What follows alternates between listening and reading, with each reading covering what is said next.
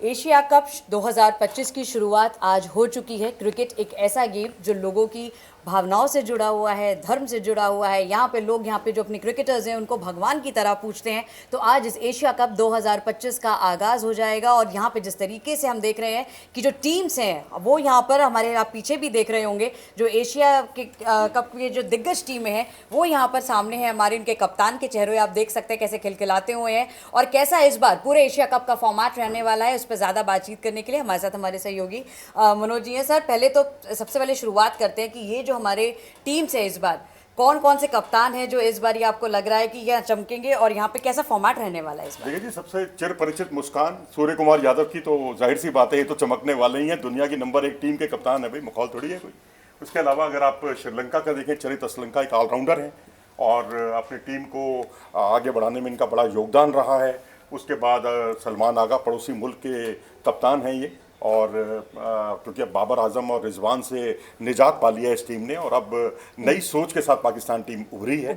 चलिए हम शुभकामनाएं देते हैं, क्योंकि हराने का मजा तभी आता है ना जब कोई अच्छी टीम हो साथ। अब एक फिसड्डी टीम को हराकर क्या मजा आएगा। हम शुभकामनाएं देते हैं कि हम इनको हराएंगे तो एक अच्छी टीम औरों को ये हराए, तब इनको हम हराएं तो मजा कुछ और है।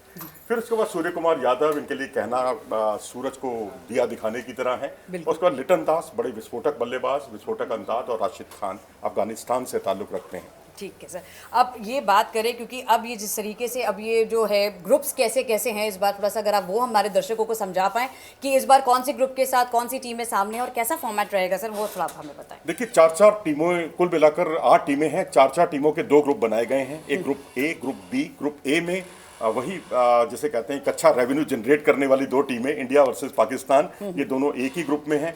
उसके बाद ओमान और यूएई। अब आप अंदाज़ा लगा सकते हैं कि उसमें ओमान और यूएई का वो इंडिया पाकिस्तान के होते हुए कहीं कोई महत्व नहीं है। ठीक है, होस्ट तो इसमें पाकिस्तान है निश्चित तौर पर, लेकिन ठीक है, राजनीतिक कारण है, हम लोग पाकिस्तान नहीं जाते, लेकिन पाकिस्तान ने भी अब कह दिया कि हम भी हिंदुस्तान नहीं आएंगे। तो अब जाहिर सी बात है कि यूएई में इसका आयोजन हो रहा है और यहाँ पहले ग्रुप तो क्लियर है, इंडिया पाकिस्तान ने सुपर 4 में प्रवेश करना ही है, क्योंकि दोनों ग्रुप की दो टॉप टीमें जो हैं वो सुपर 4 में प्रवेश करेंगी। और ग्रुप बी जो है वो ग्रुप ऑफ डेथ है। अच्छा। ग्रुप ऑफ डेथ इस मामले में, क्योंकि इसमें कौन सी टीम कितना अच्छा परफॉर्म करेगी, कौन अच्छी टीम भी है वो भी बाहर हो सकती है। अब अफगानिस्तान देखें आप, T20 वर्ल्ड कप के सेमीफाइनल तक पहुंची थी, ऑस्ट्रेलिया को हराया, उन्होंने न्यूजीलैंड को हराया, बांग्लादेश को हराया, तमाम तगड़ी टीमों को हराकर वो वहां तक पहुंची थी। साउथ अफ्रीका के सामने नहीं अच्छा परफॉर्म कर पाई, लेकिन अब अफगानिस्तान भी बाहर हो सकता है, बांग्लादेश भी बाहर हो सकता है, श्रीलंका भी बाहर हो सकता है। तो 3 टीमें, तगड़ी टीमें, और एक साथ में एक हांगकांग को रखा गया है। हमारे यहाँ 2 मतलब कमजोर टीमें हैं, तो उनके यहाँ एक ही कमजोर टीम है। तो ये सर, जैसे जिस तरीके से अब ये जो क्वालिफाइज होंगी, तो इनमें से कौन कौन सी जो 2 सर्वश्रेष्ठ टीम होंगी वो हर एक ग्रुप से निकलकर सामने आएंगी, ऐसा आप कहना चाह रहे हैं? बिल्कुल बिल्कुल, क्योंकि 2 टीमें ग्रुप ए से, 2 टीमें ग्रुप बी से, 4 टीमों के बीच में सुपर 4 के मुकाबले होंगे। तो अब आप ये मान लीजिए कि इंडिया पाकिस्तान का मुकाबला एक बार नहीं 2 बार तो कम से कम दिखाई देगा ही।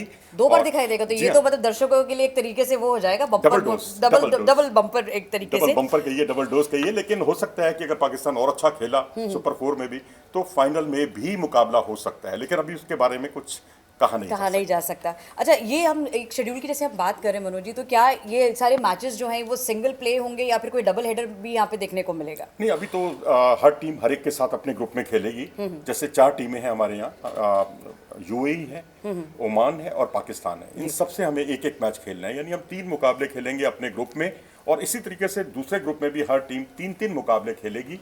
और उसमें जो पॉइंट्स के आधार पर टॉप पर 2 टीमें होंगी ग्रुप ए में, और ग्रुप बी में वो पहुंचेंगी सुपर 4 में, सुपर 4 में। और सुपर 4 में फिर जो है लीग मुकाबले होंगे, क्योंकि इंडिया पाकिस्तान का करीब करीब तय है पहुंचना सुपर 4 में। तो जाहिर सी बात है कि एक मुकाबला आप सुपर 4 में भी 20 तारीख के बाद, इंडिया पाकिस्तान का 14 तारीख के बाद एक बारी और उसको हमें देखने का मौका मिलेगा। मतलब जो लोग काफ़ी समय से तरसे हुए हैं, तो इस बारी वो जो तरस है वो पूरी तरीके से उनकी ख़त्म हो जाएगी। अच्छा, ये जो हम बात कर रहे हैं लगातार सर कि ये जो एक राजनीतिक कारण रहे हैं कि आपस में टीमों का कुछ नहीं मिल रहा है, देशों का जो है राजनीतिक पैठ नहीं बन पा रही है, आपस में एक कंक्लूजन पे नहीं आ पाए, तो यूएई आपको कैसा लग रहा है सर, इस बारी होस्टिंग कैसी रहने वाली है यूएई? देखिए, होस्टिंग यूएई में बहुत मज़ा आता है, क्योंकि यूएई में आपका दुबई भी है, सऊदी अरब भी है, और फिर तीसरा शारजा है। लेकिन यहाँ सऊदी अरब और यहाँ पर दो मुकाबले यहाँ पर आयोजित किए जाने हैं, दो जगहों पर, दो वेन्यूज़ पर। तो यहाँ थोड़ी सी इस बार ओस की भूमिका रहने वाली है, क्योंकि अगर आप दूसरा ग्राउंड देखते हैं वहाँ, तो वहाँ इतनी ज़्यादा ओस की दिक्कत नहीं है। लेकिन दुबई में ये दिक्कत बहुत ज़्यादा होने वाली है, खुला मैदान है और उसमें ओस रहेगी, तो हर टीम चाहेगी टॉस जीतकर पहले फील्डिंग करना।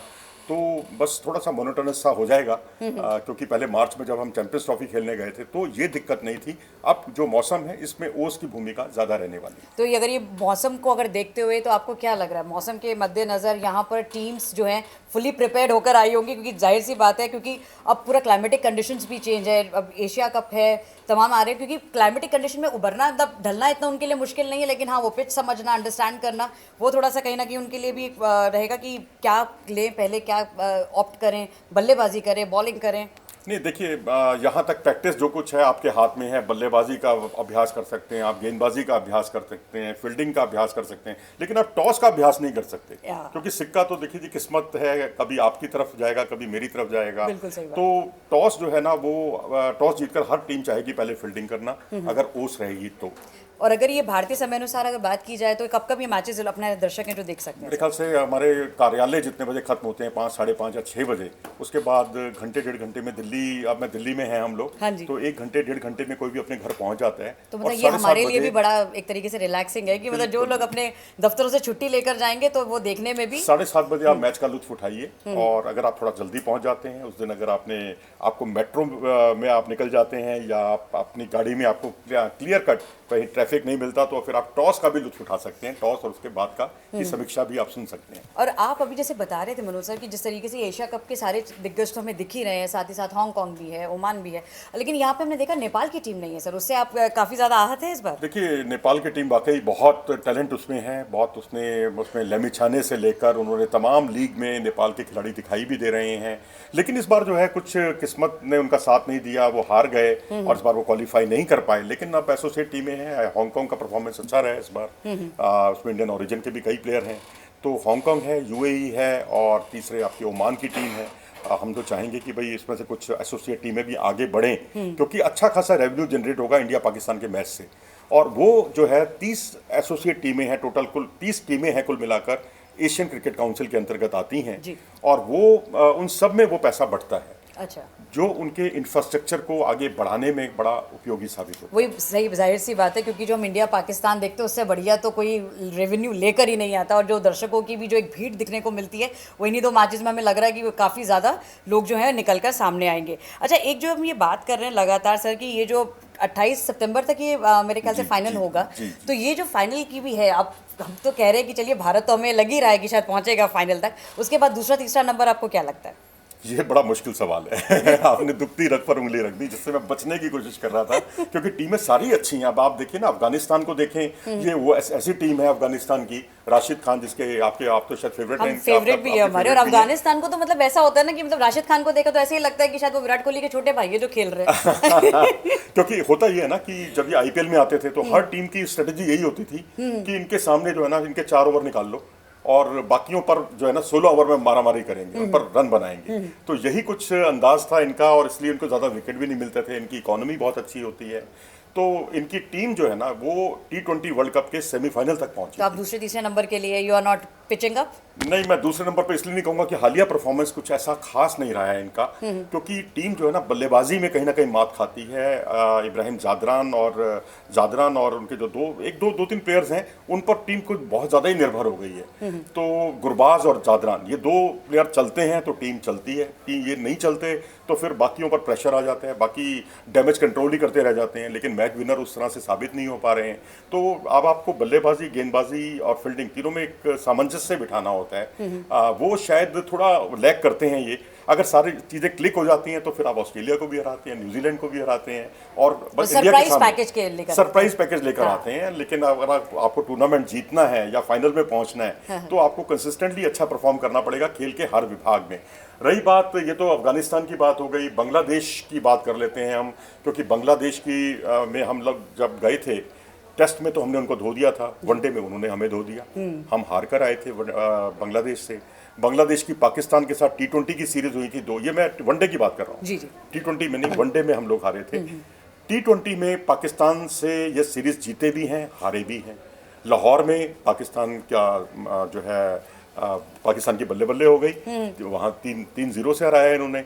लेकिन जब ये लोग बांग्लादेश गए तो बांग्लादेश में अपने घर, मतलब दोनों अपने अपने घर के शेर हैं, हाँ। और उन्होंने वहाँ पर उनको शिकस्त दी। अब आइए आप पहले श्रीलंका पे बात करते हैं। हाँ। श्रीलंका की टीम एशिया कप में भारत के बाद सबसे ज़्यादा खिताब जीतने वाली टीम है, वर्ल्ड चैंपियन रह चुकी है। आप देखिए ना, 2011 का वर्ल्ड कप जो था उसमें तो ये फाइनल में पहुंचे थे हमारे खिलाफ। वो महेंद्र सिंह धोनी का जो छक्का याद आता है ना, भी याद है श्रीलंका के अगेंस्ट ही था वो। और इसके अलावा अगर आप देखें तो 1996 का वर्ल्ड कप, उसके टॉप 6 प्लेयर सब एक साथ ही रिदम में आ गए थे, लय में आ गए थे।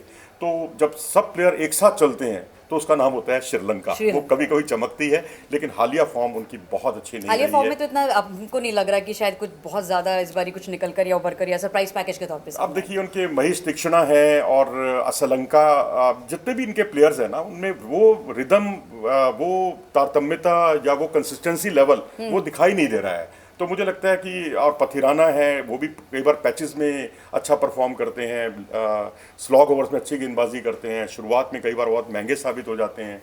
तो कंसिस्टेंसी लेवल जो है ना, वो इनको कहीं ना कहीं दिखाता है, नीचे झुकाता है। तो ये पाकिस्तान से शायद आपका मेरे ख्याल से कुछ नहीं सर, पाकिस्तान आपकी डैम फेवरेट है, मुझे लगा अपने आप ही आ जाएंगे उस मोड़ पे। हिंदुस्तान के बाद मेरी सेकंड फेवरेट टीम पाकिस्तान है। पहली फेवरेट टीम तो हिंदुस्तान रहेगी, वो तो खैर, बट ऑब्वियस है सर। ऑब्वियस। पाकिस्तान का जहाँ तक अगर सवाल है तो पाकिस्तान अभी ट्राई सीरीज जीती है और अफगानिस्तान को हराया। लीग मैचों में हारे अफगानिस्तान से, लेकिन अफगानिस्तान से फिर हार का बदला बिल्कुल सूद सहित इन्होंने वसूल कर लिया। अब बाबर आजम नहीं है, रिजवान नहीं है और नसीम नहीं है इस बार, जो उनके फास्ट बॉलर हैं। उनके बिना अगर आप अच्छा परफॉर्म कर रहे हैं तो ये युवा ब्रिगेड की जीत है। एक अच्छा कॉम्बिनेशन है पुराने प्लेयरों में और यंगस्टर्स के अंदर। मोहम्मद नवाज़ एक अच्छे ऑलराउंडर के तौर पर उभर कर सामने आए हैं, और आगा सलमान और उनका नेतृत्व, और बाकी साहिबजादा जो उनके ओपनर हैं, अब उनको वही कंसिस्टेंसी दिखानी पड़ेगी कि यंगस्टर्स को ले तो लिया टीम में, यंगस्टर्स के साथ दिक्कत होती है कि उनको कंसिस्टेंट परफॉर्मेंस करने के लिए थोड़ा सा वक्त लगता है। पर सर T20 का फॉर्मेट ही कुछ ऐसा नहीं है कि मतलब आप आए और धड़ाधड़ मारें और अपनी बॉलों। लेकिन ये भी ना हो ना कि आप 16-17 ओवर में ढेर हो जाए, फिर आपके 4 ओवर का नुकसान ना हो, जैसे पंजाब किंग्स के साथ अक्सर हुआ करता था। तो आपको पावर हिटर भी चाहिए, टिकने वाले प्लेयर भी चाहिए, जैसे हमारे पास शुभमन गिल हैं, एक टिकने वाले टिकाऊ प्लेयर हैं। विराट कोहली की भरपाई करने का मादा रखते हैं वो, जो एक तरह शीट एंकर जैसे कहते हैं, खूंटा गाड़ कर खेलना, आपके हरियाणा में शायद कहा भी जाता है ये, तो वो खूंटा गाड़ कर खेलने वाले खिलाड़ी हैं। तो वनडे में और T20 में ऐसे प्लेयर भी चाहिए, सिर्फ मारामारी नहीं। ऐसा ना हो कि एक छोर से विकेटें गिरती जाएं और दूसरी तरफ से भी विकेटों का गिरने का सिलसिला शुरू हो जाए। और तो सर ये जो जिस तरीके से आपने भी पिच की बात करी है, तो अगर कोई भी टीम उतरती है तो आपको क्या लग रहा है, कौन सा ऐसा स्कोर है जो वाकई एक कॉम्पिटिटिव स्कोर के तौर पे सामने आएगा, जो टीम्स को लगता है कि ठीक है हमने ये बना लिया तो that will be competitive score? 180 plus का स्कोर तो विनिंग स्कोर है यहाँ पर, और बाकी 165-170 अगर पर आपकी बॉलिंग का बहुत बड़ा इम्तिहान होगा। 160-165 पर भी जीत सकते हैं आप, क्योंकि यहाँ हुआ है ऐसा यूएई में, 155-160 पर भी टीमें जीती हैं। अच्छा। तो लो स्कोरिंग मैचेस उसमें मज़ा आएगा, वहाँ पर शुभमन गिल जैसे प्लेयर खूब चलेंगे, वहाँ अभिषेक वाला विस्फोटक अंदाज चल जाएगा तो बहुत अच्छी बात है। संजू सैमसन, तिलक वर्मा ये चलते हैं तो बहुत अच्छी बात है। अब आप ये देखिए ना कि भारतीय टीम में आज दुनिया का नंबर 1 प्लेयर अभिषेक शर्मा, वो भारतीय टीम में है। दुनिया का नंबर 2 खिलाड़ी जो है तिलक वर्मा, वो भारतीय टीम में है। दुनिया के पूर्व नंबर 1 खिलाड़ी और मिस्टर 360 डिग्री, इनकी मुस्कान बहुत कुछ बयान करती है, सूर्य कुमार यादव, ये भी भारतीय टीम में। तो अब ये हालिया फॉर्म थोड़ी इनकी अच्छी नहीं है, जिसमें इनको साउथ अफ्रीका के अगेंस्ट भी स्ट्रगल करना पड़ा, इंग्लैंड के खिलाफ भी स्ट्रगल करना पड़ा। लेकिन उम्मीद करनी चाहिए कि वो अब हर रात के बाद सुबह आती है, सुबह जल्दी। और सर वैसे भी ये कब रिवाइव कर जाते हैं ये भी नहीं पता चलता ना, ये बिल्कुल रिवाइव तो कभी भी हो जाता है इनका। बिल्कुल सही बात है, और कहीं भी शॉट किसी भी तरफ लगा सकते हैं, और चारों तरफ विकेट के खूब रन बटोरने में माहिर माने जाते हैं। तो ये थे हमारा जो भी पूरा ही हमने फॉर्मेट आपको समझाने की कोशिश की है। और आज सर मेरा जाते थे, हाँ आखिरी सवाल तो यही है सर, क्योंकि आज जो ये पहला मैच होने जा रहा है, पहला मैच अफगानिस्तान वर्सेस है हमारा ओमान, हांगकांग के साथ है ना। तो ये वाला जो मैच होना है सर, ऑब्वियसली हांगकांग तो खैर कोई अभी उस श्रेणी में नहीं आती है, तो इसके लिए यहाँ पे अफगानिस्तान के लिए आपको क्या लग रहा है कि इस बार क्या चांसेस रहने वाले हैं कि आप बैटिंग अच्छा आएगा या बॉलिंग अच्छा आएगा? बॉलिंग तो बहुत अच्छी है इनकी। बॉलिंग में भी स्पिन बॉलिंग सबसे बड़ा इनका वेपन है, जिसमें आपके पास राशिद खान है, नूर है, मुजीब है, नूर, मतलब एक से बढ़कर एक प्लेयर इनके पास मौजूद हैं। लेफ्ट आर्म चाइनामैन भी हैं, ऑफ स्पिनर भी हैं, लेग स्पिनर भी हैं। और तेज़ गेंदबाजी में भी अगर आप देखें तो अफगानिस्तान के पास फजल हक फारूकी हैं, नवीनुल हक हैं। नवीनुल हक पीछे एक टूर्नामेंट में एक सीरीज़ में मैन ऑफ द सीरीज़ आके गए थे। और बाकी फजल हक फारूकी तो हैं ही, जिन्होंने T20 वर्ल्ड कप में जो है अर्शदीप के बराबर सबसे अधिक विकेट चटकाए थे। सर एशिया कप में भी क्या ऐसा होता है कि कुछ एकदम से सरप्राइज पैकेज निकल के आ जाए? हो सकता है कि कोई ऐसी टीम जिससे हम उम्मीद भी नहीं लगा रहे और वो कुछ ऐसा कर जाए कि अफगानिस्तान ही है जी सरप्राइज। अगर उनकी बल्लेबाजी चल जाती है तो ये टीम फाइनल तक पहुंच जाएगी और पाकिस्तान को पीछे छोड़ देगी। लेकिन अभी तक का जो सिनेरियो है उसके हिसाब से मुझे लगता है इंडिया नंबर 1 है, पाकिस्तान नंबर 2 है और तीसरे नंबर पर अफगानिस्तान को मैं रखूंगा। और बांग्लादेश को मैं नंबर 4 पर इसलिए रख रहा हूँ कि बांग्लादेश में ना तो शाकिबुल हसन है इस बार, ना महमदुल्लाह हैं इस बार, ना उनके पास जो है जो अन्य उनके जो तमीम इकबाल हैं वो भी नहीं है टीम में। जी। तो कई दिग्गज खिलाड़ियों के ना होने का एक असर पड़ सकता है इस टीम पर। लेकिन ये एक ऐसी टीम है जो किसी को भी चौंका सकती है। और अगर वैसा जैसा हालिया इनका परफॉर्मेंस रहा है, जिस तरह से पाकिस्तान को हराया इन्होंने अपने मुल्क में ही सही, लेकिन जीत तो जीती है ना। जीत तो जीती और वनडे में भारत को हराया। और जिस तरह से इनके बच्चे खेलते हैं अंडर 18 अंडर 19 के मैच, जिसमें मारामारी हो गई थी, लड़ाई झगड़े हो गए थे आपस में इंडिया के साथ। तो कुल मिलाकर इनमें जज्बा है, जुनून है कि बस हिंदुस्तान को हराना है। तो ये इनके अंदर बहुत ज़्यादा है, ये बहुत ज़्यादा है। तो चलिए, हमने ये अपने दर्शकों को पूरा फॉर्मेट समझाने की कोशिश की है कि जो आज से आगाज़ हो रहा है एशिया कप 2025 का, उसमें टीमों का परफॉर्मेंस कैसा होने वाला है, कौन सा वो स्कोर है जो कंपेटिटिव के तौर पे सामने आएगा, पिच कैसी रहेगी, ये तमाम बातें हम आपको बताई हैं। और आगे भी जितनी भी डेवलपमेंट्स होंगी, कैसे ये मैच के जो रुख हैं वो बदलेंगे, किस तरीके से जो प्लेयर्स के लिए जो प्रति जो एक लोगों की भावना है वो निकल कर सामने आएगी, कुछ ऐसे इंटरेस्टिंग फैक्ट्स और ट्रिविया भी लेकर हम लोग बीच बीच में आपके साथ जुड़ते रहेंगे। आप लोग बने रहिए हमारे साथ for more updates on Asia cup.